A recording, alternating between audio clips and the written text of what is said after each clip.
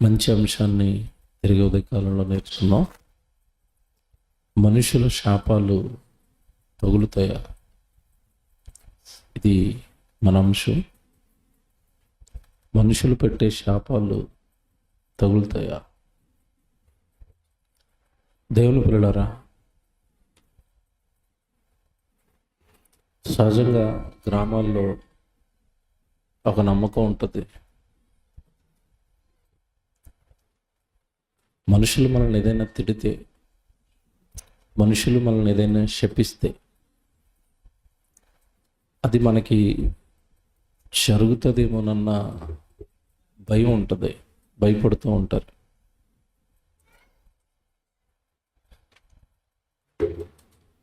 సహజంగా ఇద్దరి మధ్యలో ఏదైనా వివాదం, గొడవ లేచినప్పుడు వాళ్ళిద్దరూ తిట్టుకుంటూ ఒకరినొకరు శాపాలు పెట్టుకోవటం మనం చూస్తాం, శపించుకోవటం. నీ జీవితం నాశనం అయిపోవాలి, మీ కుటుంబం నాశనం అయిపోవాలి, మీ పిల్లలు నాశనం అయిపోతారు, ఇంకా కొంతమంది మరీ దారుణంగా మీరు చచ్చిపోతారు, లారీ కింద పడి చచ్చిపోతారు, యాక్సిడెంట్లో చచ్చిపోతారు. ఇలాగ మనుషులు శపిస్తున్నప్పుడు ఆ శాపాలకి చాలామంది భయపడిపోతూ ఉంటారు. నన్ను చచ్చిపోమని శపించింది కనుక నాకేమైనా చావు వస్తుందేమో. మనుషులు తిట్టే తిట్లు లేదా శాపాలు దోషణల మధ్యలో ఉన్నాయి. అందుకే మీరు చూడండి, మనుషులు ఏవైనా మనల్ని శపిస్తారేమో, మనుషులు ఏవైనా మనల్ని దిష్టి పెడతారేమోనని కొత్తగా ఇల్లు కట్టుకుంటున్నప్పుడు ఇంటి ముందు దిష్టి బొమ్మ పెడతారు. చూసారు కదా మీరు? ఎందుకు పెట్టారు చెప్పండి దిష్టి బొమ్మ? అంటే వాడు రోడ్డు మీద వెళ్తున్నవాడు ఎవడని చూసి వీడు ఎంత ఇల్లు అలా కడుతున్నాడు, వీడి ఇల్లు కూలిపోవాలి అంటాడేమోనని భయం. ఆ భయానికే కదా దిష్టి బొమ్మ పెట్టారు. నిజం మాట్లాడుకుంటే ఆ భయానికే కదా దిష్టి బొమ్మ పెట్టారు. కొంతమంది దిష్టి బొమ్మ పొలాల్లో పెడతారు, చేను మధ్యలో.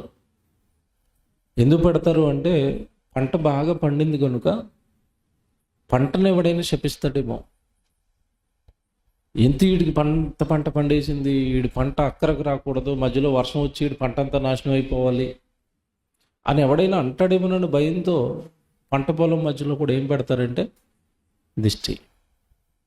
ఇంకా మీకు తెలిసినవి ఇంకా జ్ఞాపకం చేసుకోండి. కొత్తగా ఏదైనా మోటార్ కొన్నారనుకోండి, మోటార్ సైకిల్ కానీ కారు కానీ కొన్నారనుకోండి, వాహనం, దాని ముందు నిమ్మకాయలు కడతారు. చూసారా? 3 నిమ్మకాయలు. నిమ్మకాయలు ఎందుకు కట్టారని అడగండి. ఈ వాహనానికి దిష్టి తగలకుండా ఉంటుంది, వాహనానికి ఎలాంటి యాక్సిడెంట్లు జరగకుండా ఉంటాయి. అంటే ఇతని నమ్మకం ఏంటంటే ఈ 3 నిమ్మకాయలు నా బండికి ప్రమాదం జరగకుండా కాపాడతాయి. నిమ్మకాయలు 3 నిమ్మకాయలు బండిని కాపాడేస్తే నిమ్మకాయ తోట వేసిన రైతు దగ్గర ఎన్ని నిమ్మకాయలు ఉంటాయి? ఎన్ని ఉంటాయి చెప్పండి? 1000 బస్తాలు, 100 బస్తాలు నిమ్మకాయలు ఉంటాయి. మరి ఆయనకి మంచి జరుగుతుందా? నిమ్మకాయ తోట వేసిన ఆయనకి జరగదు. తోపుడు బండి మీద నిమ్మకాయలు అమ్ముకునే ఆయన దగ్గర చాలా నిమ్మకాయలు ఉన్నాయి కదా, ఆయనకి మంచి జరిగిందా? మంచి జరిగితే తోపుడు బండి మీద పాపం ఎండలో ఎందుకు అమ్ముకుంటాడు నిమ్మకాయలు? మనుషులు రకరకాల నమ్మకాలు, మూఢనమ్మకాలు, శాపాలు వచ్చేస్తాయేమో, మనకి ఏదైనా మనుషులు ఏదైనా అంటే తగిలేస్తుందేమో, మా జీవితం నాశనం అయిపోద్దేమో, మా జీవితం పాడైపోద్దేమో అని ఏమన్నా మనుషులు చాలా భయపడతారండి, చాలా భయపడతారు. కొన్ని సందర్భాల్లో నేను గ్రామాల్లో, మరి ఇప్పటికీ అది ఉందో లేదో తెలీదు, గ్రామాల్లో భర్తను పోగొట్టుకున్న విధవరాలు ఎవరైనా ఉంటే ఆవిడ ఎదురొస్తేనండి వీడు ప్రయాణం చేయడండి, ఇంట్లోకి వెళ్ళిపోతాడు మళ్ళీ. అంటే ఆవిడ ఎదురొస్తే నాకేదో ప్రమాదం జరిగిపోద్దని. ఆవిడ అసలే పాపం భర్తను పోగొట్టుకుని ఇంట్లో ఆసరా లేక ఎన్నో కష్టాలు ఆవిడ పడుతుంటే సమాజం ఆవిడని ఏదో శాపగ్రస్తులలాగా, ఆవిడ ఎదురొస్తే ఏదో పాడైపోద్దని కొన్ని మరి నా చిన్నప్పుడు వినేవాడిని. ఆ భర్త చచ్చిపోయిన వాళ్ళంట శుభకార్యాలు కూడా పిలవరట. అంటే దీవించడానికి కానీ అక్షంతలు వేయడానికి కానీ పిలవరట. ఆవిడేం తప్పు చేసింది? అతను చచ్చిపోతే ఈవిడేం తప్పు చేసింది? ఆడేదో తాగి తాగి చచ్చిపోయాడు, ఈవిడేం చేస్తుంది పాపం? అంటే అకారణంగా మనుషులు ఏదో ఈవిడ విధవరాలు కనుక ఈవిడ దీవిస్తే మాకు శాపం వస్తుంది, ఆవిడ ఎదురొస్తే మాకు ఏదో ఏమంటే అసౌకర్యం జరుగుతుంది, ఇలా రకరకాలుగా మనుషులకు భయపడుతున్నారు. లేదా వాళ్ళ శాపాలకో వాళ్ళ జీవితాన్ని బట్టో. కొంతమంది అంటారు వాడు మంచోడు కదరా, వాడు మాట్లాడినా వాడు ఎదురొచ్చినా నాశనమేరా అంటారు.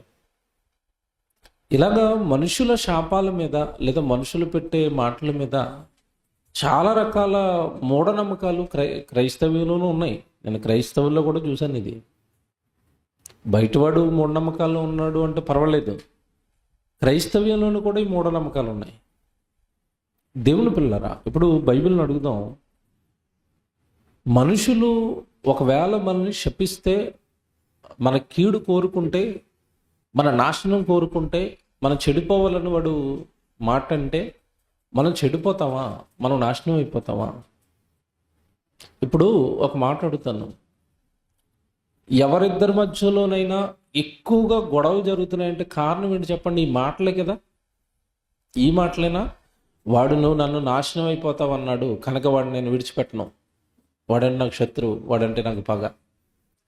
ఏమంటే వాడు నాశనం అయిపోతావు అన్నప్పుడు నీకు నిజంగా ఈరోజు నేను మాట్లాడే సబ్జెక్టు నీకు తెలుసుంటే, ఎవడో నాశనం అయిపోమంటే నేను ఎందుకంటే నాశనం అయిపోతాను, పోలాడు తెలియక అన్నాడు క్షమించేశాను అనుకుంటాం. కానీ ఎవడైనా ఏదైనా శాపం పెట్టినప్పుడు అండి, మన ఇంట్లో చిన్న ప్రమాదం జరిగింది అనుకోండి, వెంటనే మన ఆలోచన ఎక్కడికి వెళ్ళిపోద్ది? వాడు ఇలాగ శాపనార్థాలు పెట్టినందుకే నాకు ఇలా జరిగిందేమో, అంతే కదండి. చిన్నది ఏదైనా యాక్సిడెంట్ జరిగినా, చిన్నది ఏదైనా ప్రమాదం జరిగినా వాడు అన్నందుకే నాకు ఇలా జరుగుతుందా? దేవుని పిల్లరా, మీ చేతుల్లో బైబిల్ ఉంది. ఈ సృష్టిని కలిగించిన సృష్టికర్త మాటలు మన చేతుల్లో ఉన్నాయి. అలాగని శాపాలు రావా అంటే వస్తాయి. ఎవరి శాపాలు వస్తాయంటే దేవుని శాపాలు వస్తాయి. మనిషి శాపాలు మనిషికి తగలవు. అసలు మనిషి ఎందుకు శపిస్తాడు? ఒక మాట చూపిస్తాను బైబిల్లో. మనిషి అసలు శాపం ఎందుకు పెడతాడు? కీర్తనల గ్రంథం 10వ అధ్యాయం 7వ వచనం చూడండి బైబిల్లో. కీర్తనల గ్రంథం 10వ అధ్యాయం 7వ వచనం. వారి నోరు శాపముతోనూ కపటముతోనూ వంచనతోనూ నిండి ఉన్నది. వారి నాలుక క్రింద చేటును పాపమును ఉన్నవి. ఏమండి చాలు. ఈ వచనం చూడండి మీరు ఎలా ఉందో. నిజంగా ఈ వచనం చదివిన తర్వాత మనుషుల శాపాలు ఉంటాయా? 7వ వచనం అంటున్నాడు, వారు నోరు శాపముతోనూ కపటముతోనూ వంచనతోనూ నిండి ఉన్నది. వాళ్ళ నోట్లో శాపం ఒకటే లేదట. ఆ శాపం పెట్టడానికి రీజన్స్ చెప్పాడు కింద. ఏంటిది? వారి నోరు శాపముతోనూ, నెక్స్ట్ ఆ శాపం నీకు ఎందుకు పెట్టాడంటే వాడికి కపట బుద్ధి. నీ మంచిని ఓర్చుకోలేక, నీ ఎదుగుదలను ఓర్చుకోలేక, నువ్వు బాగుంటే చూడలేక వాడు కపటముతోనూ నెక్స్ట్ వంచనతోనూ నిండుకుపోయి నిన్ను శపిస్తున్నాడు. నిన్ను ఎలాగైనా వంచాలనుకుంటున్నాడు, నిన్ను పాడు చేయాలనుకుంటున్నాడు. ఈ మాట మీరు చూసినప్పుడు అండి నిజంగా మరి శపిస్తారని బైబిల్లో ఉంది కదా, వీళ్ళు శాపాలు తగిలేస్తాయా? ఎంత బాగా మాట్లాడుతున్నాడు అంటే, వారి నోరు శాపముతోనూ కపటముతోనూ వంచనతోనూ నిండి ఉన్నది. వారి నాలుక క్రింద చేటును పాపమును ఉన్నవి. అంటే వాడు హృదయము నిండా చేటును పాపమును పెట్టుకుని నిన్నేం చేస్తున్నాడు? శపిస్తున్నాడు. జాగ్రత్తగా వినాలి. పాపం చేసేవాడు పాపాన్ని హృదయం నిండా పెట్టుకుని, కపటం పెట్టుకుని, నీ మీద వంచన, నీ మీద ఒక నీ నాశనాన్ని కోరి పాపాత్ముడు నిన్ను శపిస్తుంటే ఆ పాపాత్ముడి శాపాలు నీకు తగిలేస్తాయా? పల్లెటూరులో ఒక కళ ఉండేది, ఇప్పుడు అంతరించిపోయిందేమో అనుకుంటున్నాను. అది ఏంటి కళ? ఒకప్పుడండి ఆళ్ళు ఇల్లు తిట్టుకుంటే యువతల ఈవిడ రోడ్డు మీద బూడి తీసి వేసేసేది గాల్లోకి. అన్నారా? నా చిన్నప్పుడు మా ఇంటి దగ్గర ముసలావిడ ఉంటుంది, ఎప్పుడు ఇదే పని. రోడ్డు మీద ఎవడన్నా వెళ్తుంటే ఆవిడ మీద దుమ్ము పోయేసేది, ఇలాగా దుమ్మెత్తిపోయటం. నువ్వు నాశనం అయిపోతావు, నీ కొడుకులు నాశనం అయిపోతావు, నీ కాళ్ళు ఇరిగిపోతాయి, నేను పాము గరిచేస్తుంది అనేది ఆవిడ.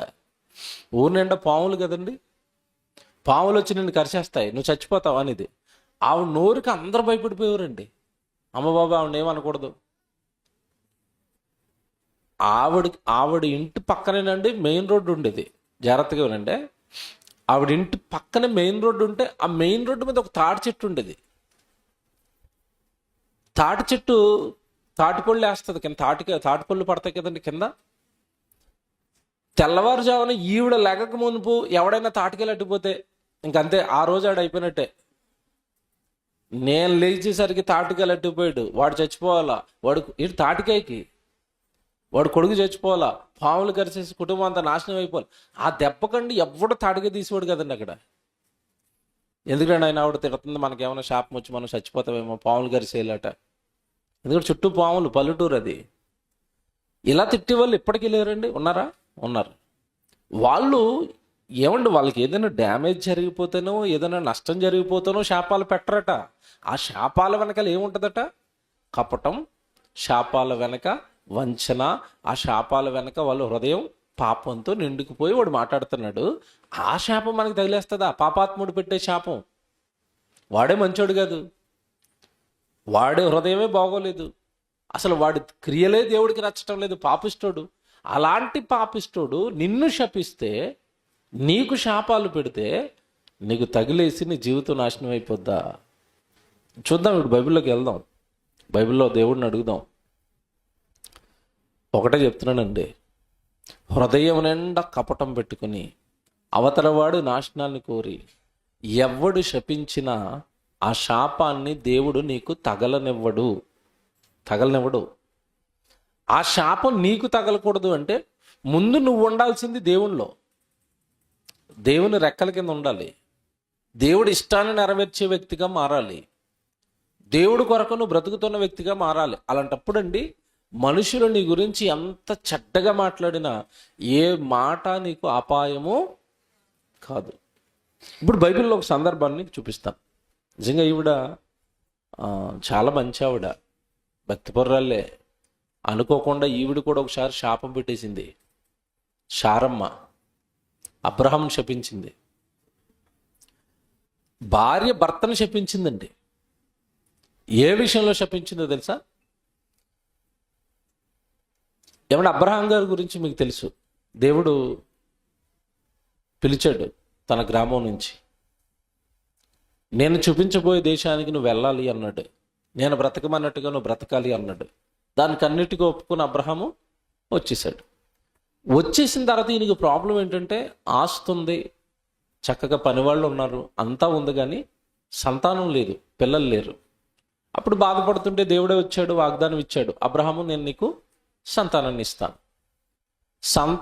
ఇస్తాను అని వాగ్దానం చేసిన తర్వాత ఆ వాగ్దానం కొరకు అబ్రహాం ఎదురు చూస్తున్నాడు. కానీ ఈవిడ ఎదురు చూడలేకపోయింది. ఎవరు?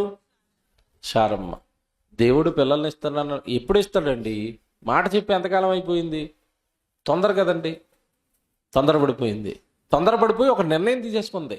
ఏంటి నిర్ణయం అంటే, ఇదిగో నా దగ్గర దాసు ఉంది కదా హాగర్ను మీకు ఇచ్చి పెళ్లి చేస్తాను. హాగరు పిల్లల్ని కంటది కదా, ఆ పిల్లలు నా పిల్లలు అవుతారు, ఎందుకంటే నా దాసి కన్నది కనుక ఆ పిల్లలు నా పిల్లలు అని అబ్రహామును ఒప్పించి పెళ్లి చేసింది ఎవరు? బాగా వినాలి ఇది.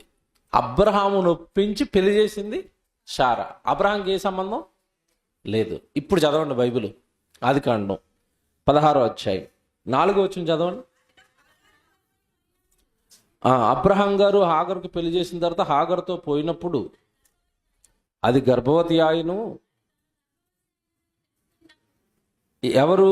హాగరు గర్భవతి అయినదని తెలుసుకున్నప్పుడు దాని యజమానురాలు దాని దృష్టికి నీచమైనదిగా మారిపోయింది. ఇక్కడ మీరు జాగ్రత్తగా వినాలి. అబ్రహాముకు శారమ్మ అబ్రహాం గారికి హాగరునిచ్చి పెళ్లి చేయటంలో అబ్రహాం తప్పేమీ లేదు. ముందు తప్పు చేసింది ఎవరు? శారమ్మ ఈ నిర్ణయం తీసుకుని. ఓకే, ఇప్పుడు హాగరు అబ్రహాం దగ్గరికి వెళ్ళిన తర్వాత, పెళ్ళైన తర్వాత అది గర్భం ధరించింది. గర్భం ధరించగానే దాని కొమ్ములు వచ్చాయి. కొమ్ములు వచ్చి యజమానురాలు అంటే శారమ్మ ఎలా మారిపోయిందంటే దాని దృష్టికి నీచంగా మారిపోయిందట. నువ్వేటి అన్నట్టుగా మాట్లాడుతుంది. అప్పటి వరకు అమ్మగారు అన్నది. అమ్మగారు అమ్మగారు అంటూ ఎప్పుడైతే గర్భవతి అయింది తెలుసుకుందాం అనుకో అమ్మగారు అన్న పిలుపు మార్చేసింది. అది శారమ్మ అంటుంది. ఇంకా అసలు తట్టుకోలేకపోతుంది. ఎవరు? శారమ్మ. ఇదేంటిది ఇలా మారిపోయింది? నన్ను నీచంగా చూస్తుంది ఏంటి? నన్ను పేరు పెట్టి పిలుస్తుంది ఏంటి?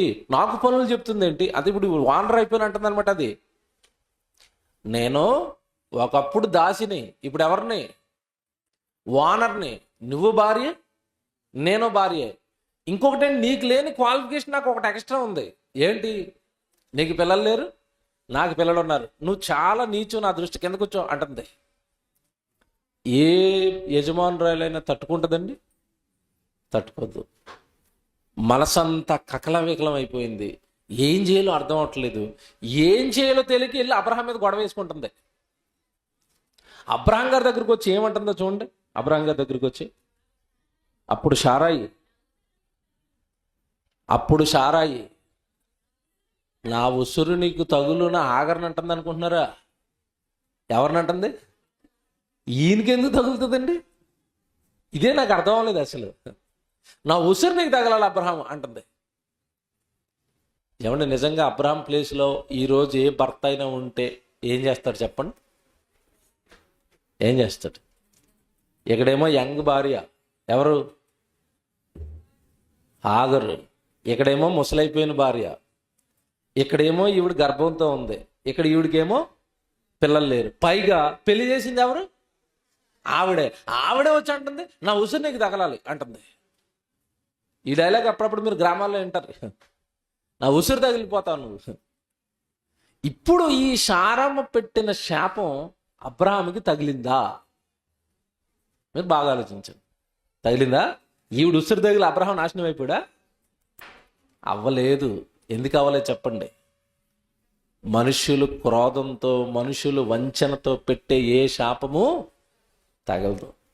ఇక్కడ ఇంకో విషయం చెప్పనండి. నేను ఆశ్చర్యపోయిన సంగతి ఏంటంటే, నా ఉసురు నీకు తగులును గాక అనగానే అబ్రహాం ప్లేస్లో ఏ భర్త ఉన్నా సీరియస్ అయిపోతాడండి.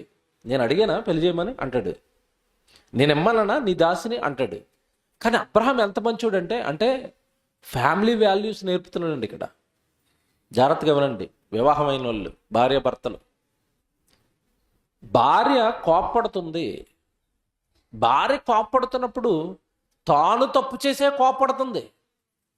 కానీ భర్త దాన్ని ఎలా హ్యాండిల్ చేస్తున్నాడంటే, నువ్వే తప్పు చేసి నన్ను శపిస్తావా, నువ్వే తప్పు చేసి నా మీద కోప్పడతావా, నీ సంగతి చూస్తాను అనకుండా ఆవిడ పెయిన్ని అర్థం చేసుకున్నాడు. పాపం ఆవిడ బాధను అర్థం చేసుకున్నాడు అబ్రహాము. జాగ్రత్తగా వినాలి.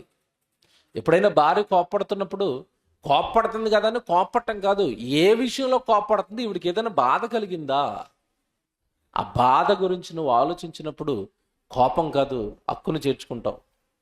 అలాగే భర్త ఎప్పుడైనా కోప్పడుతున్నాడా? తాను తప్పు చేసే కోప్పడుతున్నాడా? తాను తప్పు చేసి కోప్పడుతున్నా కూడా భార్యని ఇంతలాగా ఎందుకు బాధపడుతున్నాడని ఆ పెయిన్, బాధను అర్థం చేసుకుంటే వెంటనే కోపం రాదు. భార్య భర్తల మధ్య మంచి బంధం ఏర్పడుతుంది. అబ్రహాం చూసి నాకు అసలు ఆశ్చర్యపోయింది. ఆవిడ నా ఉసురు తగలాలి, నువ్వు నాశనం అయిపోవాలి, నీ జీవితం నాశనం అయిపోవాలని శాపాలు పెడుతుంటే అబ్రహాం చూడండి కోపమైనట్టుగా ఏముండదండి అక్కడ. అబ్రహాం ఏమన్నాడు చూడండి తిరిగి. అందుకు శారాయి నా ఉసురు నీకు తగులును, నేనే నా దాసిని నీ కౌగటికి ఇచ్చిన తర్వాత తాను గర్భవతిని అయితినని తెలుసుకున్నప్పుడు నేను దాని దృష్టికి నీచమైన దానిని అయితిని, నాకును నీకును పెట్టాల్సిన శాపాలన్నీ పెట్టేసి చివరిలో ఆయన పట్టుకొస్తుంది. ఎవరిని? నా ఉసురు నీకు తగలాలి, నువ్వు నాశనం అయిపోవాలి అన్ని పెట్టేసిన తర్వాత చివరిలో అంటుంది దేవుడు నీకు నాకు న్యాయం తీరిస్తే దేవుడు ఎవరి పక్కకి వెళ్ళాలి చెప్పండి? ఇప్పుడు ఈవిడ దాట తీసేయాల. పంపింది ఈవిడ. ఆయన వాగ్దానం చేశాడు, ఆయన మంచోడే. అబ్రహాం ఎదురు చూస్తున్నాడు, ఆయన మంచోడే. తొందరపడింది ఎవరు చూసారా? ఆవిడే తొందరపడి ఆవిడే శాపాలెట్టేస్తుంది, ఆవిడే న్యాయం తీర్చాలంటుంది. ఇలా తొందరపడిపోతారండి మనుషులు. అంటే శాపాల వెనక ఏముంటుంది చెప్పండి ఇప్పుడు మీకు? ఏముంటుంది? ఆవేశం, తొందరపాటు. 2 నిమిషాలు ఆలోచిస్తే ఏముండదు అక్కడ. ఈలోపుడు ఎక్స్ట్రా ఆవేశానికి వెళ్ళిపోయి నాశనం అయిపోవాలి, నీ కుటుంబ నాశనం. ప్రశాంతంగా ఆలోచించి ఏముండదు అక్కడ. యెహోవా నీకు నాకు న్యాయం తీర్చునంటే ఇప్పుడు అబ్రహాం సౌండ్ ఏముందో చూడండి అక్కడ. అబ్రహాం తిరిగి రెప్లై ఏమిస్తున్నాడు చూడండి. అందుకు అబ్రహాము ఇదిగో నా భార్యను అంత మాట అంటావా అన్నాడా? అబ్రహాం ఎంత మంచోడు చూసారా? గర్భవతి అయిన నా భార్యను పట్టుకుని అంత మాట అంటావా, నీ అంతు చూస్తాను అంటున్నాడు ఏంటి? ఎవరు నిజాలు మాట్లాడుకుందాం. ఇప్పుడు పురుషులు ఉన్నారు కదా ఇక్కడ, మీకు 2 పెళ్ళిళ్ళు అయ్యి, ఒక భార్య ముసలైపోయి, ఒక భార్య యవనంలో ఉండి, ఆ యవనంలో ఉన్న భార్య గర్భవతిగా ఉంటే మీరు ఏ సైడ్ వెళ్ళిపోతారు చెప్పండి? నిజాలు మాట్లాడుకుంటే వెళ్ళిపోతారు. ఆల్మోస్ట్ యవ్వనం అందంగా ఉంది హాగరు, ఈవిడేమో ముసలైపోయింది, పిల్లలు లేరు, పైగా గొడవాడుతుంది. ఆవిడ తప్పు చేసే గొడవాడుతుంది. ఎంత కాలం నుంచి ఎదురు చూస్తానరా ఈవిడ బయటకు గెంటేయడానికి. ఎందుకంటే యవనస్తురాలు వచ్చింది కదా భార్య కింద. ముసలైపోయిన భార్యను ఎవరండి ప్రేమిస్తారు? ముసలైపోయిన వాళ్ళని ఎవరు ప్రేమిస్తారు? నిజంగా అబ్రహాం ఎంత నీతి కలిగిన వాడంటే, ఇదిగో నీ దాసి అంటున్నాడు తప్ప ఇదిగో నా భార్య అన్నాడా? భార్యగా నువ్వు ఇచ్చావు తప్ప నాకెప్పటికీ నువ్వే భార్య శారీవి అన్నాడు. ఎంత మంచోడండి అబ్రహాము. నా హృదయం అస్సలు నిజంగా ఇది ఆలోచించినప్పుడు అండి, అబ్రహాం ఎంత మంచోడు అనిపించిందండి. నువ్వే నా భార్య, అది దాసే, నువ్విచ్చావు నాకు, నాకేం సంబంధం? నీ దాసిని పట్టుకెళ్ళి మళ్ళీ నీ చేతుల్లో పెడుతున్నాను, నీ ఇష్టం వచ్చింది చేసుకో అన్నాడు అంతే. ఎంత మంచి భర్త అండి, ఎంత మంచి భర్త. నీ ఇష్టం వచ్చినట్టు చేసుకో, సర్వ అధికారాలు నీవే, అది నీ దాసి కదా, నువ్వే కదా నాకు ఇచ్చావు, తిరిగి నేను నీకు ఇచ్చేస్తున్నాను, నీ ఇష్టం వచ్చినట్టు చేసుకో అన్నాడు. ఏ భర్త అయినా అంటాడండి ఇలాగా? అంటే ఇక్కడ నాకు ఒకటి అర్థమైంది. ఏమర్థమైందంటే, మనం ప్రేమించేటప్పుడు అండి వాళ్ళలో ఉన్న అందాన్ని కానీ, వాళ్ళలో ఉన్న ఆరోగ్యాన్ని కానీ, వాళ్ళలో ఉన్న వయస్సును కానీ ప్రేమించకూడదు. మనిషిని మనిషిగా ప్రేమించాలి. ఆవిడ ముసలైపోయినా ఇష్టమే, ఆవిడ పిల్లల్ని కనకపోయినా ఇష్టమే, ఆవిడ తప్పు చేసినా కూడా ఇష్టమే. ఇక్కడ మీరు బాగా పట్టుకోవాల్సింది ఏంటంటే, ఆవిడే తప్పు చేస్తుంది. ఏమంటే సహజంగా మనిషి అలాంటి వాడు అంటే, ఎవరికైనా గొడవ వచ్చినప్పుడు తప్పు ఎవరిదైనా ఒకసారి ఆలోచిస్తాడు. అవతల వాళ్ళు తప్పు అనుకోండి, తగ్గుతాడా?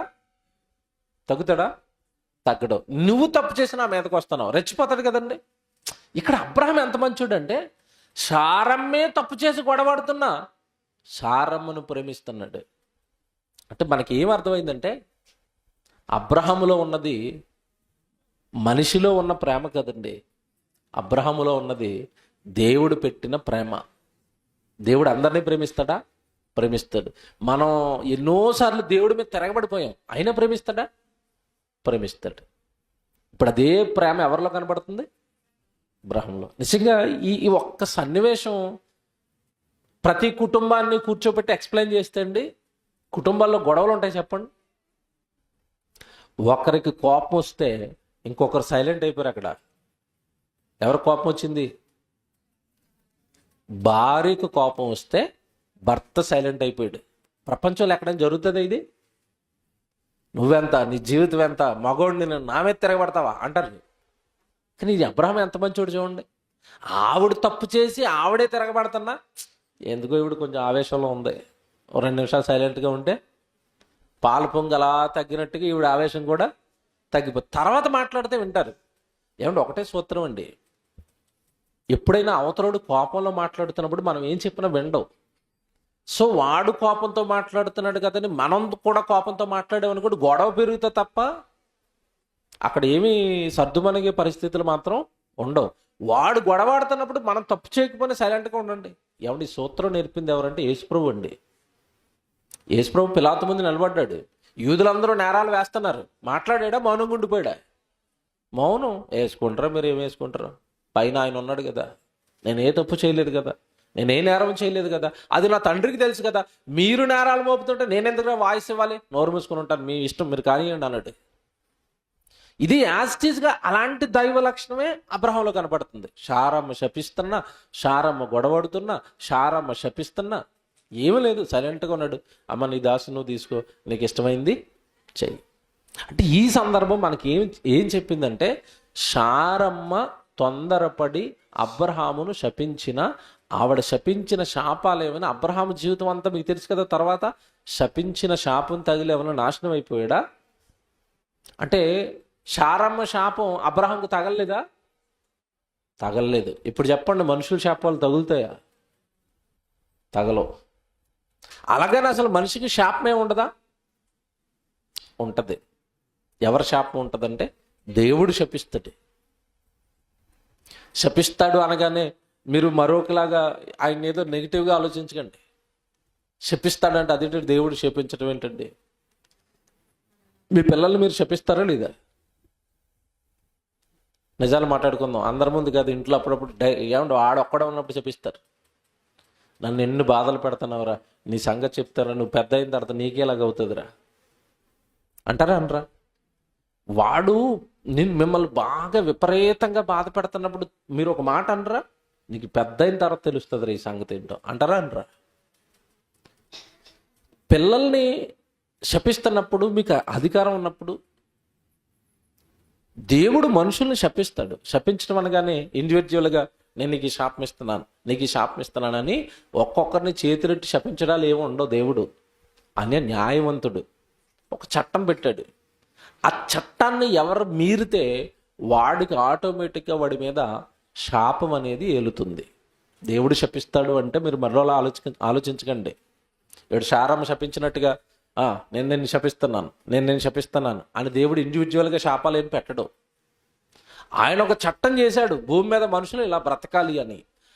ఆ దేవుడు బ్రతకమన్నట్టుగా నువ్వు బ్రతకనప్పుడు ఆటోమేటిక్గా నీ మీద శాపం వస్తుంది. శాపం అంటే కీడు వస్తుంది, చెడు వస్తుంది, నీ జీవితం బాగోదు.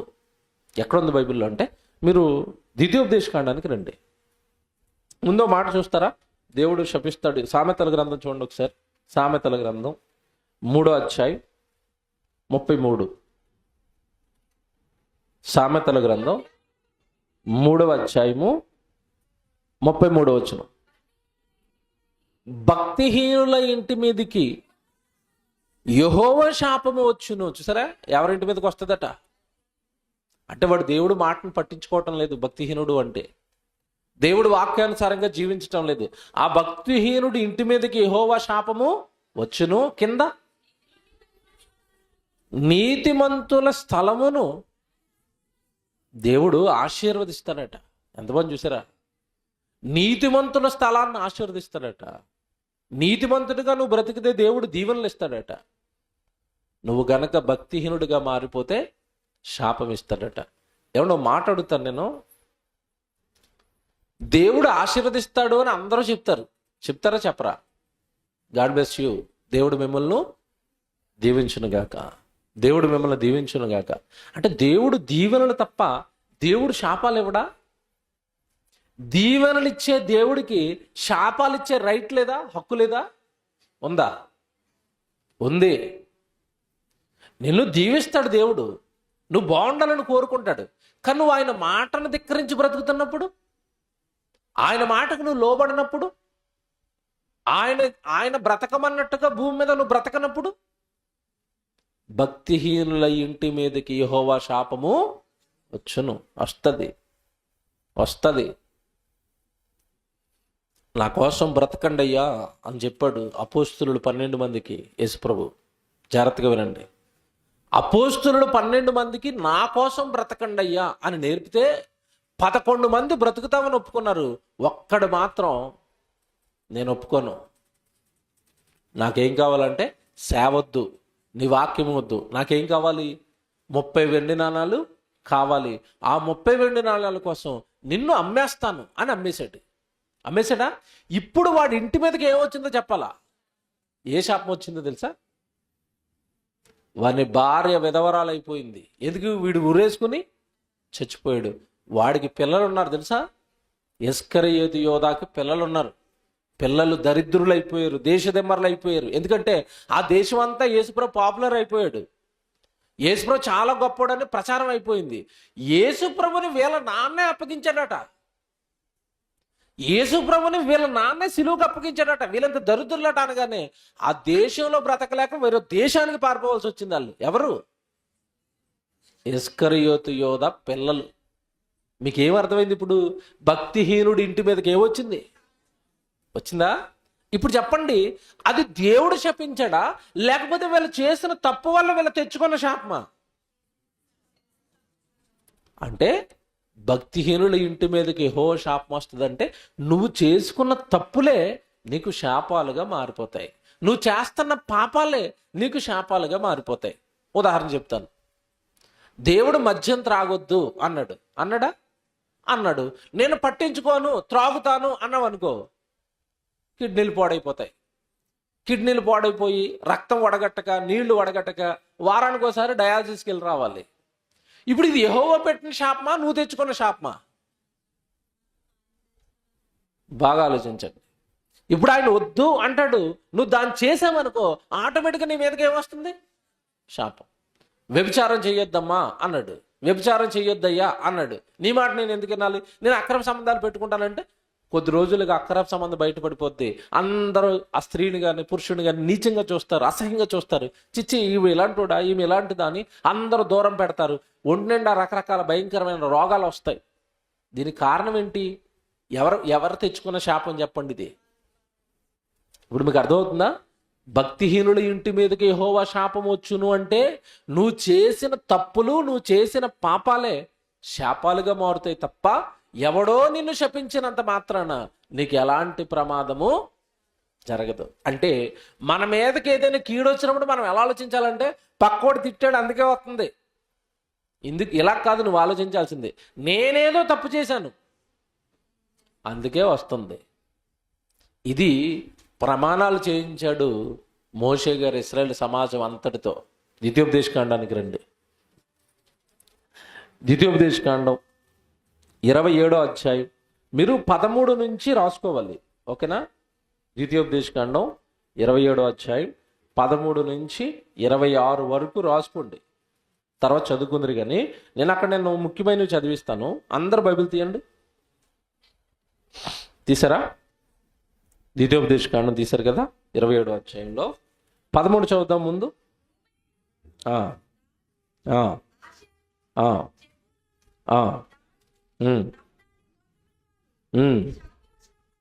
శాపవచనములను పలుకుటకై ఏబాలు కొండ మీద నిలువవలెను. అప్పుడు లేవీలు. ఏమండి వీళ్ళందరూ ఏం వినడానికి నిలిచారట? ఏమండి చదివింది అర్థమైందా లేదా మీకు?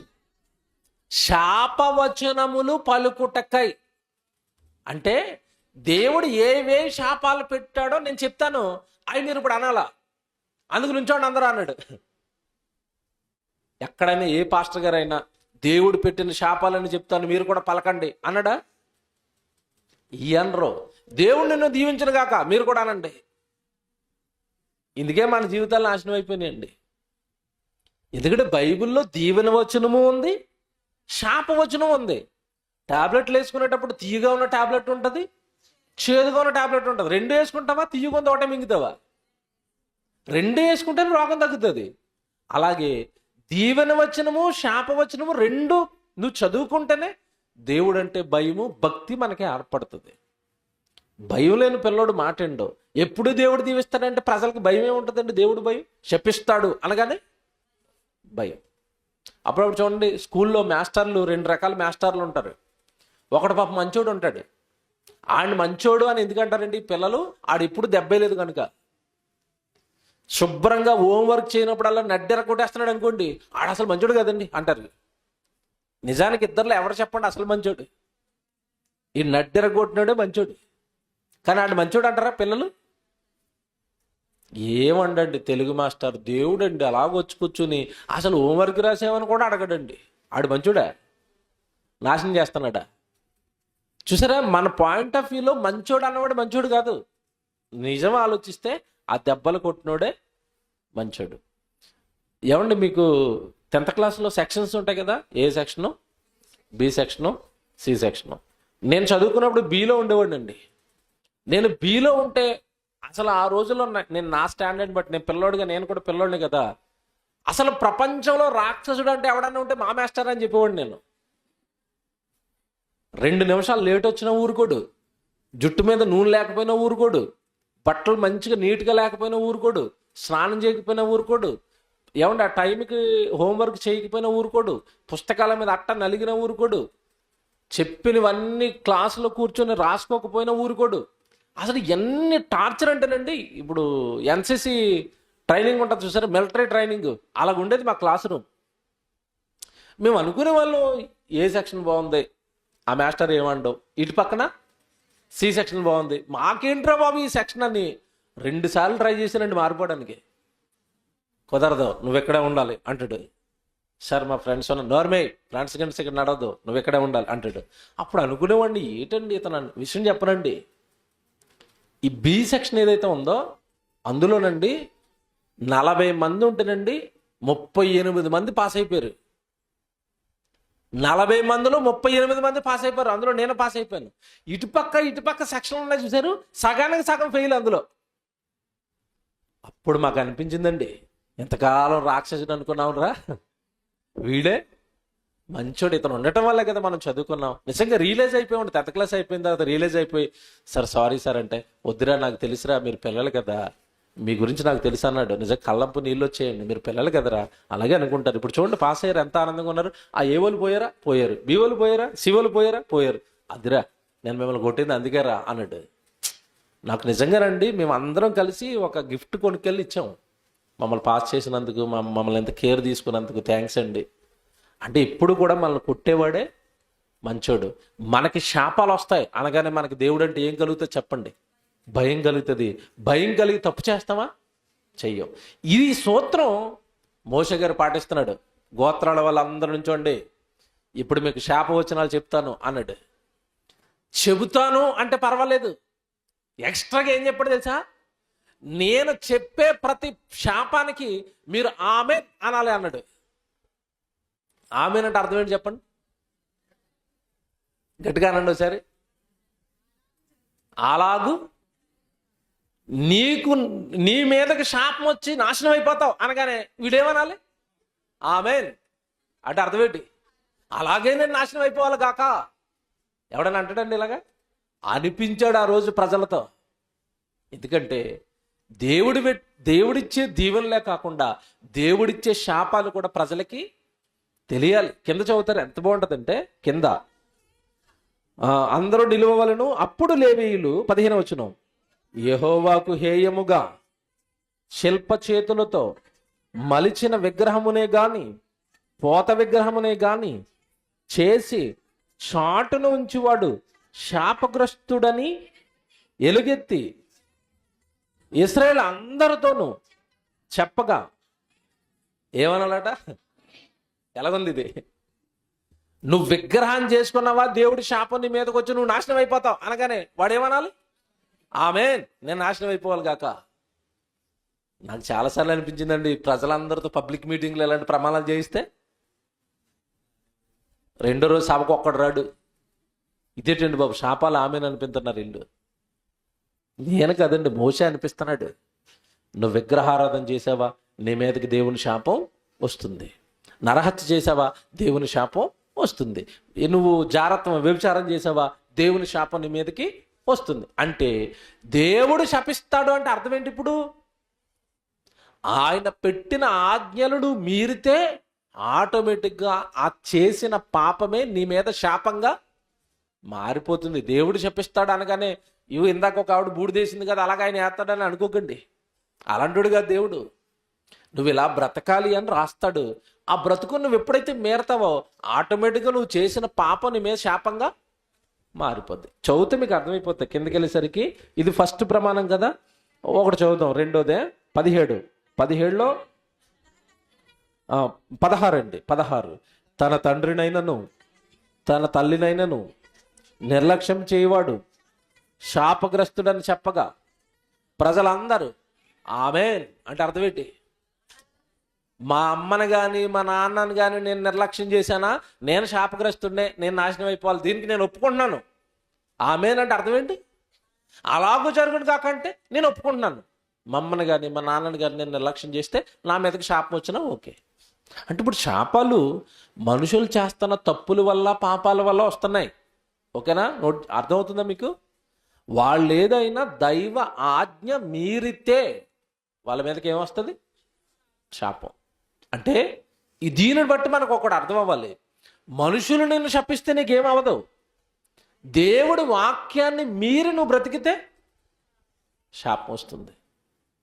హాయిగా ఇల్లు కట్టుకోవచ్చు మనం, దిష్టిబొమ్మ లేకపోయినా, నిమ్మకాయలు లేకపోయినా. ఏమన్నా ఇంకొన్ని చోట్ల మరీ దారుణంగా ప్యాంట్లోను చొక్కాయిలోను గడ్డి పెట్టేసి గడ్డి బొమ్మ పెడతారు పైన, కొండ చుట్టి తల్లాగా. నీకు ఈ బొమ్మలు ఏమీ అవసరం లేదు. నువ్వు నీతిగా, న్యాయంగా, యథార్థంగా దేవుడి కొరకు బ్రతుకుతూ అలా కట్టుకో, నీ మీదకి ఏ శాపము రాదు, రానివ్వడు. కానీ నువ్వు తప్పు చేసావా, వెంటనే నీ మీదకి ఆటోమేటిక్ ఏమొస్తుంది? శాపం వస్తుంది. కింద వచ్చిన చదువుదాం ఎంత బాగుంటుందో. అలా చదువుకు ఇంకొద్దులేని చివరికి చదువుదాం. ఎక్కడ? 26. మీరు చదువుకోండి, ఇంటికి వెళ్ళిన తర్వాత ఇవన్నీ చదువుకోవాలి మీరు. అంటే మనిషి ఏ తప్పులు చేస్తే శాపాలు వస్తాయో ఇంటికి వెళ్ళిన తర్వాత మొత్తం చదువుకోండి, పైనుంచి 13 నుంచి 26 వరకు చదువుకోండి. నేను 26 చదువుతాను ఇప్పుడు. ఈ విధులకు సంబంధించిన వాక్యములను గైకొనకపోవుట వలన వాటిని స్థిరపరిచిన వాడు శాపగ్రస్తుడని చెప్పగా ప్రజలందరూ చివరిలో మళ్ళీ ఏమంటున్నారు? ఆమేన్, ఓకే, మేము ఏది పాటించకపోయినా మా మీదకి శాపం రావాలి, ఓకే అంటున్నారు. ఎంత మంచి వాళ్ళండి వీళ్ళు. క్రైస్తవులతో ఈ ప్రమాణాలు చేయిస్తే సువార్తకు రాని ప్రతివాడు శాపగ్రస్తుడగును గాక అనగానే కింద ప్రజలందరూ ఏమనాలి? ఆమేన్. వచ్చేవారం సువార్తకు రాకపోతే నేను లారీ కింద పడిపోవాలి అంటారండి. కానీ ఇశ్రాయేల్ ఒక ఆడికి బెటర్ అనిపిస్తుంది నాకు. అవునా కదా? ఇశ్రాయేల్ అందరూ ఏమంటున్నారు? ఆమేన్, మేము ఒప్పుకుంటున్నాం, మాకు అలా జరగాలి, ఎందుకంటే దేవుడు మాట కదా, పాటించకపోతే నా మీదకి శాపం వచ్చినా పర్వాలేదు. ఏమంటే నిజంగా చెప్తున్నాను, ఈ పాఠం మీకు డెప్త్లో అర్థమైతేనండి, నేను దేవుడి మాట ఏది పాటించకపోయినా నా జీవితం మీదకి ఏదో నష్టం వస్తుంది, కీడు వస్తుంది. నేను చాలాసార్లు చెప్పానండి, మీరు లైవ్లో విన్న వాళ్ళకి చాలామందికి తెలిసింది. నేను చోట మీటింగ్కి వెళ్ళాను. మీటింగ్కి వెళ్తే ఒక యవనస్తుడు ఫోన్ చేసాడు, అన్నయ్య నేను మీటింగ్ వస్తున్నాను అని. రండి తమ్ముడు అన్నాను.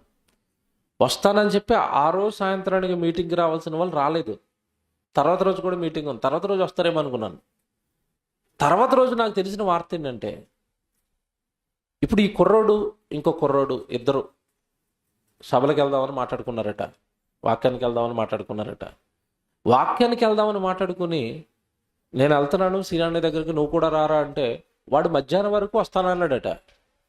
మధ్యాహ్నం నుంచి అన్నాడట నేను రాను వెళ్ళిపోన్నాడట. ఈ కుర్రోడు వచ్చేసాడు, ఆడు వెళ్ళిపోయాడు పనికి. ఏం పనికి వెళ్ళారంటే ఈ చేపలు పడతారు కదండి బోట్లో సముద్రం మీద, ఆ పనికి వెళ్ళిపోయాడు. ఎక్స్ట్రా డబ్బులు ఇస్తాను రా, అర్జెంట్ రా, ఎవరు లేరు రానరా అంటే వెళ్ళిపోయాడట. వీడు మీటింగ్ వచ్చాడండి, ఆ కుర్రాడు ఆ బోటు పనికి వెళ్ళిపోయాడు. ఏట బోట్ ఇలా తెరబడిపోయిందండి. సుమారు 7 మంది చచ్చిపోయారు, అందులో ఈ కుర్రాడు కూడా చచ్చిపోయాడు. అసలు నిజంగా నాకు అక్కడ అనిపించింది, ఈ కుర్రోడికి మాట ఇచ్చినోడు, వస్తానని మాట ఇచ్చినోడు ఈ కుర్రోడు వెనకాల వచ్చేసి ఉంటే మీటింగ్కి బతికేవాడా చచ్చిపోయేవాడా? బతికేవాడు. ఇక్కడ దేవుడు పని ఉంది, దేవుడి సన్నిధి ఉంది. ఎప్పుడు కూడా మీ మనసంతా దాని మీద పెట్టుకోండి. దేవుడు పని జరుగుతుంది, సొంత పని వద్దు. దేవుడు ప్రార్థన ఉంది, తర్వాత చేసుకుందాం మన పని. ఏమంటే మన పని ఎక్కడికి పోదండి, ఉంటుందా ఉండదా?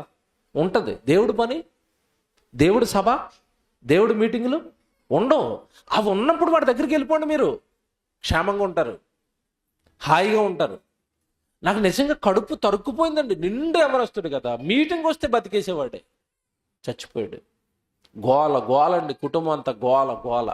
ఎవడు ఈరోజు ప్రతి కుటుంబంలోనూ ఒక యవనస్తుడు పాడైపోతున్నాడన్న కారణం ఏంటంటే వాడు దేవుడి దగ్గరికి రాడు, దేవుడి మాటలు వినడు, వాడే పాడైపోయి ఉంటాడు. చూడండి, కావాలంటే దేవుడి దగ్గరకు వస్తున్న ప్రతి యవనస్తుడు బాగుంటాడు, దేవుడి దగ్గరకు వచ్చిన ప్రతి యవనస్తురాలు బాగుంటుంది, దేవుడి దగ్గరకు వచ్చి ప్రతి కుటుంబం బాగుంటుంది. కాస్తేవో లేమి కలిమి ఉన్నా కింద మీద పడి మొత్తం మీద దేవుడు అలా నడిపిస్తూ ఉంటాడు. కానీ బయట ఉన్న వాళ్ళు చూడండి, ప్రభువుకి దూరంగా ఉన్న వాళ్ళు చూడండి, ఎంతటి భయంకరమైన త్రాగుబోతులుగా, తిరుగుబోతులుగా, యాక్సిడెంట్లు చేసుకొని, కాళ్ళు ఎరగొట్టుకొని, చెవులు ఎరగొట్టుకొని, ఏంటి వాళ్ళ జీవితాలని చూస్తే వాళ్ళ మీదకి ఏమొస్తుందో తెలుసా? యెహోవా శాపం. శాపం అనగానే వాళ్ళు చేస్తున్న పాపాలే వాళ్ళని పట్టి వాళ్ళ జీవితాలను నాశనం చేస్తున్నాయి. కనుక దేవుని పిల్లలరా, నేను చెప్పేది ఒకటే, మనుషులు పెట్టే ఏ శాపము మనకి తగలదు. కానీ దేవుడి వాక్యాన్ని మీరితే మాత్రం మన మీదకి ఏమొస్తుంది? శాపం వస్తుంది. ఇది ప్రాక్టికల్గా ఒక ఆయన లైఫ్లో జరిగింది. ఆ చెప్పు నేను ముగించేస్తాను.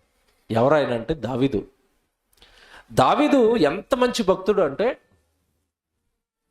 మనుషులు పెట్టే శాపాలు తగలవు, ఏదైనా దేవుడికి భిన్నంగా బ్రతికినప్పుడు మాత్రమే మన జీవితం శపింపబడుతుంది అని దావీదు డైరెక్ట్గా ఇచ్చిన స్టేట్మెంట్ చూపిస్తాను ఇప్పుడు బైబిల్లో. సమూయేలు 2వ గ్రంథానికి రండి. 16వ అధ్యాయం 5వ వచనం చదువుదాం. సమూయేలు 2వ గ్రంథం 16వ అధ్యాయం 5వ వచనం చూడండి. రాజైన దావీదు బహురీము దాపునకు వచ్చినప్పుడు సౌలు కుటుంబకుడకు గెరా కుమారుడైన షిమి అను ఒకడు అచ్చట నుండి బయలుదేరి వచ్చెను. ఏమండి, ఇక్కడ మీరు జాగ్రత్తగా వినాలి. షిమి అనేవాడు దావీదును శపించడానికి వస్తున్నాడు. ఓకే, వీడు శాపం పెట్టడానికి గల కారణం ఏంటంటే వీడి బ్యాక్గ్రౌండ్ ఏంటి? వీడి బ్యాక్గ్రౌండ్ అంటే వీడు సౌలు కుటుంబానికి చెందిన బంధువు, సౌలు కుటుంబానికి చెందిన వ్యక్తి. సౌలు అనగానే ఎవరు? దావీదుకి ముందున్న రాజు. ఓకే, అప్పటికి చచ్చిపోయాడు సౌలు. దావీదు రాజు అయిపోయాడు. సౌలు చచ్చిపోయి దావీదు రాజు అయిపోయిన తర్వాత ఈ సౌలు కుటుంబానికి చెందిన ఈ షిమి అన్నవాడు దావీదుకు కష్టం వచ్చింది. ఏంటి కష్టం అంటే, అబ్షాలోము అనే కొడుకు రాజ్యకాంక్షతో దావీదును తరుముతున్నాడు. దావీదు అంతఃపురాన్ని విడిచిపెట్టి పారిపోతున్నాడు. జాగ్రత్తగా వినండి. ఈయన పారిపోవడానికి గల కారణం ఏంటంటే, దావీదు అప్పటికి చిన్న తప్పు చేశాడు. ఉరియా భార్య బత్షెబ విషయంలో పాపం చేసినందుకు దేవుడు శపించాడు. ఎవరిని? దావీదును. అక్కడ అబ్షాలోము కత్తి పట్టుకుని తిరుగుతున్నాడు చంపేయడానికి. ఈలోపు ఈయన చేసిన తప్పు వల్ల, పాపం వల్ల సింహాసనాన్ని పోగొట్టుకుని ఎవడి దావీదు కొండల తట్టు గుట్టల తట్టు పరిగెడుతున్నాడు అబ్షాలోమును కొడుకు నుంచి తప్పించుకోవడానికి. ఈలోపు వీడికి ఛాన్స్ దొరికింది. ఎవరికి? అంతే కదా, మనం ఎప్పుడైనా ఒక మంచి స్థానానికి వెళ్ళినప్పుడు మన చుట్టూ ఉన్న శత్రువులు మనం ఎప్పుడు పతనం అయిపోతామని ఎదురు చూస్తూ ఉంటారు. మనం ఎప్పుడు పడిపోతామని ఎదురు చూస్తూ ఉంటారు. ఎప్పుడైతే పడిపోయామో వెంటనే వాళ్ళ వాయిస్ రేజ్ చేస్తారు, నాకు తెలిసి ఇటు దొంగోడు అని అంటారు. అంతే, అప్పుడు వెంటనే. ఇక్కడ మీరు జాగ్రత్తగా ఏమండి, చాలా నైతిక విలువలు నేర్పుతుంది బైబిల్. ఇంకా చెప్పనా, మీ జీవితంలో మీరు తప్పుడు నిర్ణయాలు తీసుకోకుండా నిలబెడుతుంది బైబిల్. బాగా వినండి, ఎవరొస్తున్నారు ఉన్నారు, బాగా వినండి.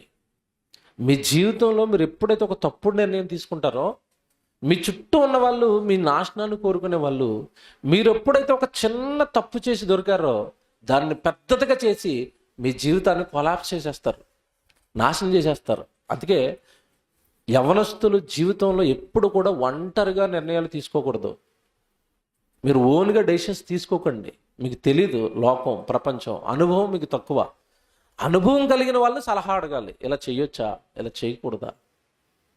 నిజంగా దావీదు జీవితానికండి ఎప్పుడైతే విజయాలు వచ్చాయో, ఎప్పుడైతే రాజు అయిపోయాడో, ఎప్పుడైతే సౌలు అనేవాడు తప్పు చేసి రాజ్యాన్ని పోగొట్టుకున్నాడో, ఆటోమేటిక్గా రాజు అయ్యాడు. రాజు అయిన తర్వాత, సింహాసనం ఎక్కిన తర్వాత, ఎవడే నిజంగా దావీదు చిన్న తప్పు, ఆ బత్షెబ కుటుంబాన్ని పాడు చేయటం, ఆ తప్పు శాపంగా మారింది. అంతే కదా, పొరుగువాని భార్యను కూడారు అనుకోండి, అది నీకు ఎలా మారిపోతున్నాడు ఇందాక ప్రమాణాల్లో? శాపం. అదే శాపం ఇప్పుడు దావీదుకి అప్లై అయిపోయింది. జాగ్రత్తగా వినాలి. మనల్ని ఎవరో శపిస్తే మన జీవితం నాశనం అవ్వదు. పొరుగువాని భార్యను కూడద్దు, అది ఇశ్రాయేలుకి ఆజ్ఞ. ఆజ్ఞ మీరితే ఆటోమేటిక్గా ఏం తగులుతుంది? శాపం. ఇప్పుడు దావీదు ఏం చేశాడు? పొరుగువాని భార్యను తెచ్చుకున్నాడు, బత్షెబను. ఆటోమేటిక్ ఇతని మీద కూడా ఏమొచ్చింది? శాపం వచ్చింది. ఈ శాపం రాగానే అందరికి అవకాశం దొరికింది. భలే జరిగింది దావీదుకి. ఇప్పుడు షిమి అన్నవాడు ఏమంటున్నాడు చూడండి, ఏమంటున్నాడు?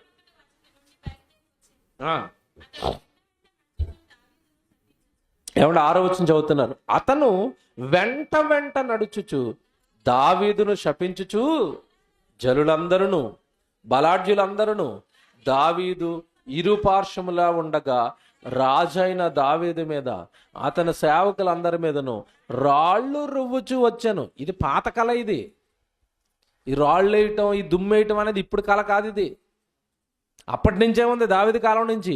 వీడు రాళ్ళు ఇసురుతున్నారట దావీదు మీద శపిస్తూ, నువ్వు నాశనం అయిపోవాలి, నీకు భలే జరిగి. ఇంతకీ వీడు ఏమని శపిస్తున్నాడు తెలుసా?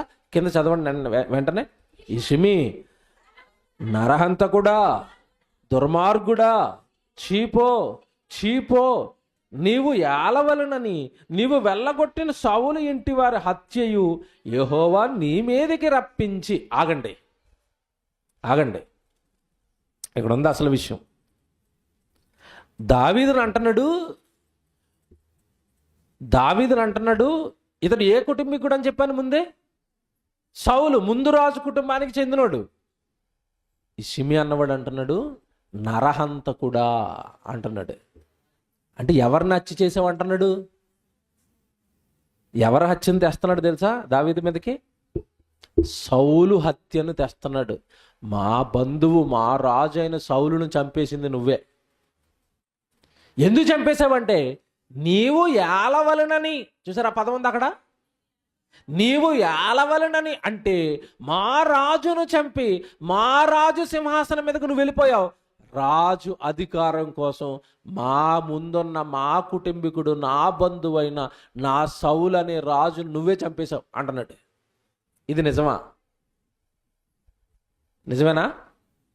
సౌలును దావీదు చంపాడా? బాగా ఆలోచించండి. క్వశ్చన్ మార్కులో ఉంది మీ మొహాలన్నీ. సౌలును దావీదు చంపాడా? చంపలేదు. పోనీ సౌలు ఎందుకు చచ్చాడు? సౌలు ఎందుకు రాజ్యాధికారం పోగొట్టుకున్నాడు చెప్పండి? వాడు చేసుకున్న తప్పు, అంతే కదా. అమాలేకీలందరినీ చంపేయండి, వీడేం చేశాడు? ఆ జంతువులు కూడా చంపారంట. అక్కడి నుంచి బాగా బలిసిని కొన్ని పట్టుకుని వచ్చాడట. ఎందుకంటే ముందు అదే డ్యూటీ చేసేవాడు ఈయన, గాడిదలు మేపుకునేవాడు. ఎందుకో రాజు అయిన తర్వాత కూడా ఆ పాత బిహేవియర్ పోలేదు. ఆ గాడిదలను చూడగానే అమ్మ బాబా ఇంత మంచి గాడిదలను చంపేయాలా, వదిలే ఏదో పట్టుకెళ్దామని పట్టుకుని వచ్చాడు.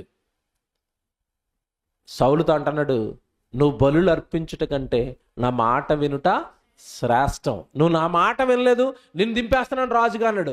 ఇప్పుడు సౌలును ఆ సింహాసనం మీద దింపింది ఎవరు? దేవుడు. కానీ ఆ సంగతి షిమి అన్నవాడికి తెలియక ఈ నేరం ఎవరి మీద వేస్తున్నాడు? నువ్వే దింపేశావు సౌలుని. దావీదుకి ఏం సంబంధం అండి? అంటే ఈ సందర్భం మీకు ఎందుకు చెప్పానంటే, అప్పుడప్పుడు మనం చెయ్యని తప్పుకు, మనం చెయ్యని నేరానికి, మనం చెయ్యని పాపానికి ప్రజలు మనల్ని నిందిస్తారు, ప్రజలు మనల్ని శపిస్తారు. వీడు ఏం చేస్తున్నాడు? ఇప్పుడు దావీదుని శపిస్తున్నాడు. చీపో చీపో నరహంతకుడా, నీకు బలేగా అయిందిరా, నీ జీవితం నాశనం అయిపోద్దిరా అంటున్నాడు. ఇప్పుడు చెయ్యని తప్పుకు శపింపబడుతున్న దావీదు ఏమనాలి? దావీదు ప్లేస్లో మీరుంటే మీరు ఎలా ఆలోచిస్తారు? ఒరే నేనెందుకురా చంపాను మీ రాజుని, సౌలుని? వాడు తప్పు చేశాడురా, వాడే అనేక సార్లు నన్ను చంపడానికి ట్రై చేశాడురా, 3 సార్లు చంపే అవకాశం నాకు వచ్చిన నేనే వదిలేశాను రా. వదిలేడా లేదా దావీదు? వదిలేశాడు. వదిలేసిన ఇతను అంటున్నాడు నువ్వే చంపేశావు అంటున్నాడు. ఎంత కోపం రావాలండి? ఆ ప్లేస్లో మీరుంటే తట్టుకుంటారా? వాడికి 2-3 సార్లు భిక్ష పెట్టాను నేను మీ సౌలుకి, చంపకుండా వదిలేశాను.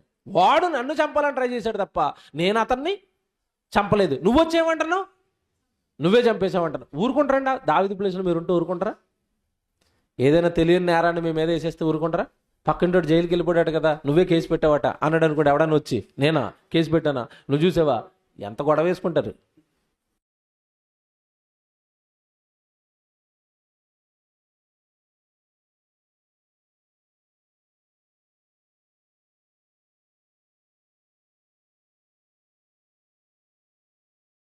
రాజు కదా నువ్వు, నీ ముందు వాడు ఎంత, నీ సైన్యం ముందు వాడు ఎంత, మా బలం ముందు వాడు ఎంత.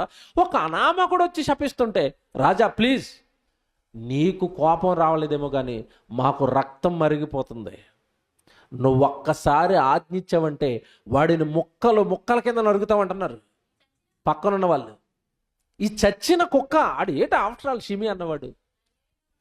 ఏమంటే వాళ్ళు ఏమన్నారు, ఈ చచ్చిన కుక్క నా ఏలిన వాడవును రాజు నాకు నిన్ను శపింపనేలా, నీ చిత్తమైతే నీకు ఇష్టమైతే నేను వానిని సమీపించి వాని తల ఛేదించి వచ్చేదనంటే తల నరికి పట్టుకొస్తాను నీ దగ్గరికి అంటున్నాడు.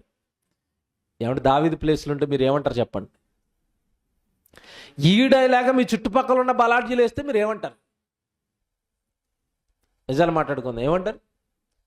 నేనంటే ఎంత ప్రేమ నీకు, అభిషేక్ అయినా అతని పేరు ఏదో ఉంటుందండి, అభిషేక్ నేనంటే ఎంత ఇష్టమయ్యా నీకు, నన్ను శపిస్తుంటే తట్టుకోలేకపోతున్నావు కదా. నిజమే, ఆఫ్టర్ ఆల్ వాడు అనామకుడు, అందులోనూ నేనే తప్పు చేయలేదు అభిషేక్, నీకు తెలుసు కదా, నేను చంపించలేదు కదా సౌల్ని.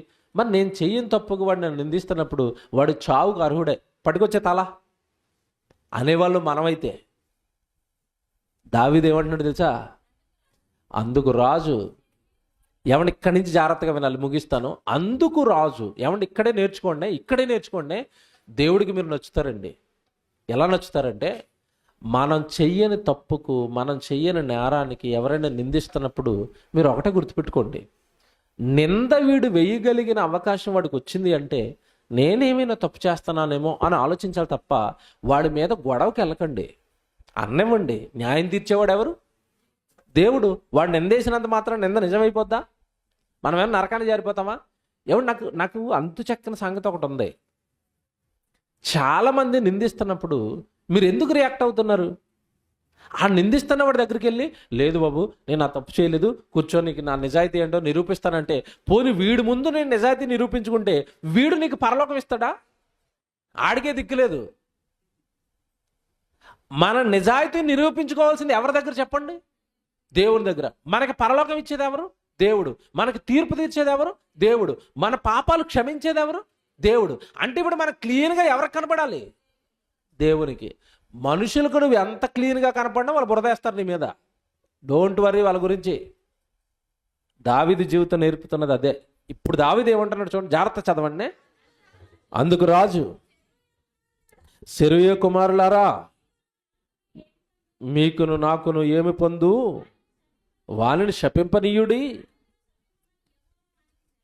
చూసారా, నేనిప్పుడు తప్పు చేసి ఆల్రెడీ ఒక పాపం చేస్తున్నాను కదా, ఈ పాపం చేసినందుకు వాడిని శపించమని యెహోవా పంపించాడేమో. ఏ రాజు అయినా ఇలాగ ఆలోచిస్తాడండి? నేను తప్పు చేశాను కదా అందుకే వాడు శపిస్తున్నాడేమో. నేను రాజు అంతఃపురంలో కూర్చుని ఉంటే సింహాసనం మీద వాడు శపించేవాడా? బత్షెబా విషయంలో తప్పు చేసి పాపం చేసి ఇలా నేరస్తుడిగా ఈ ఊరూరు పరిగెడుతున్నాను కాబట్టి కదా వాడు శపిస్తున్నాడు నన్ను. నేను టీవీగా ఉండుంటే, నేను రాజధర్మాన్ని ఆ రోజు పాటించుంటే, ఆ బత్షెబా విషయంలో తప్పు చేయకుండా రాజుగా సింహాసనం మీద కూర్చుని యుద్ధం చేసుంటే ఈరోజు శపించే వల్ల శపించే హక్కు ఉందా ఎవరికైనా? అంటే ఇప్పుడు మనం ఆలోచించాల్సింది ఏంటంటే, నేను ఏదైనా ఒక తప్పుడు ప్రవర్తన, నేనేదైనా ఒక తప్పు చేస్తానో నా మీద శాపం వస్తుంది తప్ప ఎవడు కోరుండి నన్ను శపించలేడు, ఎవడు కోరుండి నా జీవితాన్ని నాశనము చేయలేడు. దావీదు చెప్తున్నది అదే. నేను చేశాను కదయ్యా తప్పు. కిందకి వెళ్ళేసరికి అంటాడండి, కడుపు తరుక్కుపోద్దండి. ఏమాట అంటాడంటే, మీరు 12వ వచనం చూడండి. యెహోవా నా శ్రమను లక్ష్య పెట్టునేమో, వాండు పలికిన శాపమునకు బదులుగా యెహోవా నాకు మేలు చేయనేమో. చూసారా ఏమంటాడు దావీదు? వాడు శపిస్తున్నాడు కదా, వాడు శాపాలు నాకు తగిలేస్తాయి బాబు, ఆ నోరు మూయించండి, ఆ నోరుకి ప్లాస్టర్ వేయించండి అంటున్నాడేంటి? వాడు శపించనివ్వండి, దేవుడు తలుచుకుంటే వాడి శాపాన్ని నాకు మేలుగా దీవెనగా మార్చేస్తాడు. మనుషుల శాపానికి భయపడండి అంటున్నాడా? వాడు శపించినా ఆ శాపం మనకు ఎలా మారిపోద్దట? నువ్వు చచ్చిపోవాలి అన్నాడు అనుకోండి, 80 సంవత్సరాలు బతికేస్తాం. మీకు అర్థమైందా? నువ్వు చచ్చిపోవాలి అన్నాడు అనుకోండి, ఖచ్చితంగా 80 సంవత్సరాలు బతుకుతాం. ఎందుకంటే ఒరే నా కొడుకుని చచ్చిపోవాలంటావా, నీ సంగతి చెప్తాను రా, ఆడికి 80 సంవత్సరాలు ఆయుష్కాలం ఇస్తాను అన్నాడు అనుకోండి దేవుడు. ఈ శపించడం ఏమైపోలా? అనవసరంగా శపించానేమరా. అంతే కదండి, శపించిన శాపాన్ని దీవెనగా మార్చేస్తాడు దేవుడు. మీకు తెలియదు అది. ఇప్పుడు అదే విషయం దావీదుకి అర్థమైంది. వాడు శపిస్తున్నాడు కదా, దేవుడు వింటాడు కదా. నా కొడుకు మీదకి ఎంతమంది తిరగబడుతున్నారా, నా కొడుకుని ఎంతమంది శపిస్తున్నారా, నా కొడుకు ఆల్రెడీ పశ్చాత్తాపడుతున్నాడు చేసిన పాపానికి, చిచ్చే నా దావీదుని తీసుకెళ్ళి మళ్ళీ సింహాసనం మీద కూర్చోబెట్టేయాలి అని ఈ మనుషుల శాపం నాకు మేలుగా మారిపోద్ది అన్నాడు. ఇప్పుడు ఏం చేయాలి చెప్పండి? మనం దావీదులాగా ఆలోచిస్తే మనం ఏం చేయాలి? బాబు 4 సార్లు నన్ను శపించండి అనాలా? అంటావా మనం? నీ సంగతి చూస్తాను, నీ గోత్రం ఏంటి, నీ కులం ఏంటి, ఇది మనం. అదే మనకి ఏ దీవెనలో ఉండవు, మనకి ఎప్పటికీ ఇలాగ ఉండిపోతాం మనం. శపించేవాడిని శపించనివ్వండి, ఆ శాపాలు దేవుడు మనకి ఎలా మారుస్తాడు? మేలుకరంగా మారుస్తాడు. కానీ దేవుడు శాపానికి మాత్రం దొరకొద్దు. మీకు అర్థమవుతుందా? దేవుడు శాపానికి దొరకండి. మనుషులు ఎన్ని శాపాలు పెట్టినా పట్టించుకోకండి. ఏమండి నిజంగా క్లీన్, ఎంత క్లీన్గా దావీదు జీవితం నేర్పుతుంది చూసారు మనకి. వాడిని శపింపనివ్వండి, నో ప్రాబ్లం. ఆ శాపాన్ని దేవుడు నాకు ఎలా మారుస్తాడు? మేలుకరంగా మారుస్తాడు. దావీదు ఎంత బాగా ఒప్పుకున్నాడు తెలుసండి తన తప్పును. కింద వచ్చును చదవండి, కింద వచ్చును. అంతటా దావీదును అతని వారును మార్గమును వెళ్ళిపోయిరి. వారు వెళ్ళిపోచుండగా షిమి అతనికి ఎదురుగా కొండ పక్కను పోవచ్చు, అతని మీద రాళ్ళు రువ్వుచు ధూళి ఎగరగొట్టుచుండెను. ఇదే చెప్పాను కదా ఇంత కళ, ధూళి ఎగరేయటం పైకి, నువ్వు నాశనం అయిపోవాలి, నువ్వు నాశనం అయిపోవాలి, నువ్వు నాశనం అయిపోవాలి. అలా వీడు ఎగరేసాడు. వీడు శాపం తగిలి, నేను చెప్తున్నాను నిజంగా, వీడు శాపం తగిలి దావీదు జీవితం ఏమైనా నాశనం అయిపోయిందా? తర్వాత తెలుసు కదండి దావీదు జీవితం ఎలా మారిపోయిందో. నాశనం అయ్యాడా? రాజు అయిపోయాడా? మళ్ళా రాజు అయిపోయాడు. తర్వాత కొడుకు సొలొమోను రాజు అయిపోయాడు. సొలొమోను కొడుకు రాజు అయిపోయాడు. రాజ్యాధికారం అంతా ఆళ్ళ వంశానికే దక్కింది. ఎవరు నాశనం అయ్యారు? శాపాలు పెట్టిన షిమి చచ్చిన కుక్కలాగా మళ్ళీ దావీదు కాలు పట్టుకోవడానికి వచ్చాడు. తెలుసా మీకు చరిత్ర? టైం అయిపోయింది. జస్ట్ 2 అధ్యాయాలు ముందుకెళ్ళేసరికి దావీదు రాజు అవుతాడు. రాజు అయిన తర్వాత వీడికి ఇంకా టెర్రర్ స్టార్ట్ అవుతుంది. ఎవరికి? షిమి అన్నవాడికి. ఆడు పరిస్థితి బాగోలేనప్పుడు శపించానరా, ఇప్పుడు రాజు అయిపోయాడు, చంపేస్తాడేమో అన్న భయంతో వీడు పరుగునెళ్ళి దావీదు కాళ్ళ మీద పడిపోయి, అయ్యా అయ్యా అయ్యా నేను శపించేసాను అయ్యా, నా తప్పు అయిపోయింది అయ్యా, నా ప్రాణాలు తీయొద్దు, నీ కాళ్ళు పట్టుకుంటాను అయ్యా అని ఏడిస్తే దావీదు, పోలేరా ఏదో తెలుగుదేశం, నీ ప్రాణం తీయకుండా వదిలేస్తానని పో అని క్షమించి వదిలేసాడు. ఎంత మంచోడు దావీదు. అంటే మనకి ఏమి నేర్పించి చెప్పండి ఇప్పుడు దావీదు జీవితం? నేను తప్పు చేశాను కనుక నా మీదకి శాపం వచ్చింది తప్ప షిమిగడు పెట్టే ఏ శాపము నాకు రాదు, తగలదు. బైబిల్ చరిత్రలో మీరు ఇంకా బాగా చదువుకుంటే, బైబిల్ బాగా చదువుకుంటే ఇవన్నీ అర్థమవుతాయండి. బైబిల్ చరిత్రలో ఒక ప్రవక్త ఇశ్రాయేలుని శపించడానికి వెళ్తాడు. తెలుసా ఎవరు? బిలాము. బాలాకు రాజు ఇచ్చిన బహుమానాన్ని ఆశించి ఇశ్రాయేల్ అందరినీ శపించడానికి వెళ్తాడు. వీడేమో శపిస్తూ ఉంటాడు, అవేమో ఇశ్రాయేలు ప్రజలకి ఆశీర్వాదాలుగా మార్చేస్తాడు. ఎవరు? దేవుడు. తిరిగి వస్తాడు బాలాకరాజు దగ్గరికి. ఏడో నేను శపించమన్నాను కదంటే, నేను శాపాలే పెడతానని అయ్యా, కానీ దేవుడు ఆ శాపాన్ని కూడా ఎలా మార్చేస్తున్నాడు? ఆశీర్వాదంగా మార్చేస్తున్నాడు. ఇప్పుడు చెప్పండి, మిమ్మల్ని ఎవరైనా కక్షగట్టి పగపట్టి మీ మీద శాపాలు పెట్టారనుకోండి, దేవుడు మీ వెనకాల ఉంటే ఆ శాపాన్ని ఎలా మారుస్తాడు? దావీదుకు మార్చాడా? మార్చాడు. నీకు మారుస్తాడా? మారుస్తాడు. సో ఇప్పటి నుంచి మనం ఏమనాలంటే, ఎవడైనా తిడుతున్నాడు అనుకోండి, ఏం చేయాలంటే డోర్ వేసేసుకుని ఇంట్లోకి వెళ్ళి దేవుడు పాటలు పెట్టుకోండి. నువ్వు శపించుకోరా, ఆయన వింటా ఉంటాడు, అవన్నీ నాకు దీవెనలుగా మారతాయి. నేను మాత్రం విననురా, నీకు నాకు నమస్కారం. మేము పాటలు వినుకుంటాం, మేము ప్రార్థన చేసుకుంటాం, మేము బైబిల్ చదువుకుంటాం. ఎవరైనా తిడుతున్నప్పుడు బైబిల్ చదువుకోండి.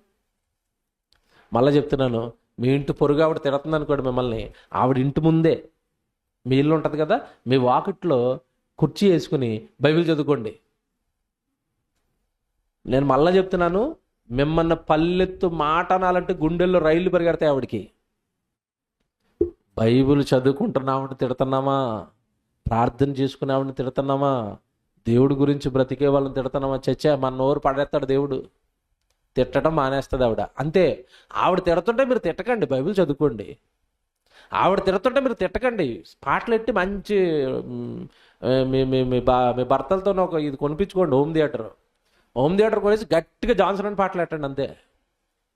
ఆ తిట్లు మీకు ఎలా మారిపోతాయి తెలుసా? దేవుడు ఎదురు బైబిల్ చెప్పింది అది.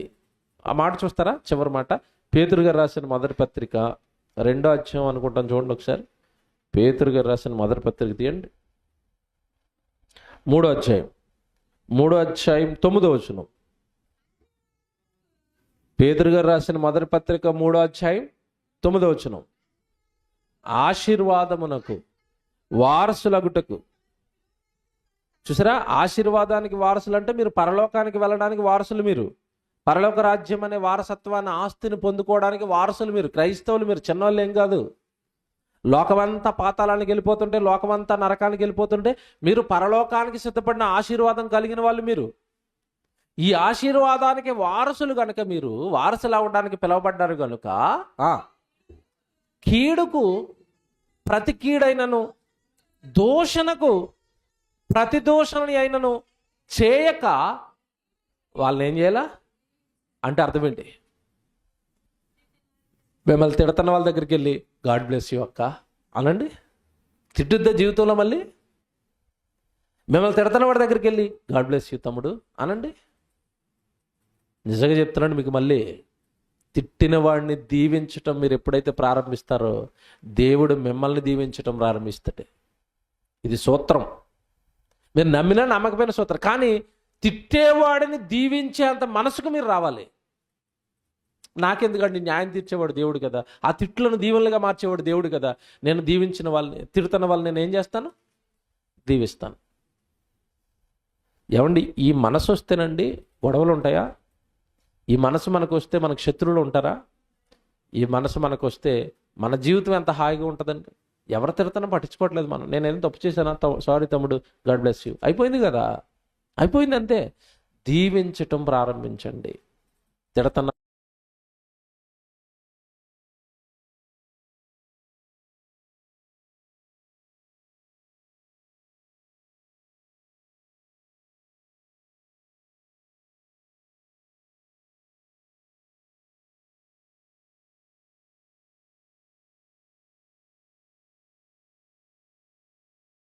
గుర్తుపెట్టుకోండి, నేను ఏదైనా మాట్లాడుతుంటే దేవుడు ఏమంటాడో, నేను ఏదైనా నిర్ణయం తీసుకుంటుంటే దేవుడు ఏమంటాడో, నీ ప్రవర్తన అంతటి యందు ఆయన అధికారమునకు ఒప్పుకొనుము అని ఉంటుంది సామెతల గ్రంథంలో. నీ ప్రవర్తన అంతటిలో ఆయన అధికారం. బాబు, నా పైన అధికారి దేవుడు. ఈ మాట నేను మాట్లాడకూడదు, నేను క్రైస్తవుని కదా, బైబిల్ ఉంది కదా నా చేతుల్లో. ఇలా మీరు ఆలోచించండి. మిమ్మల్ని శపించటం ఎవరి వలన కాదు. ప్రార్థన చేసుకుందాం.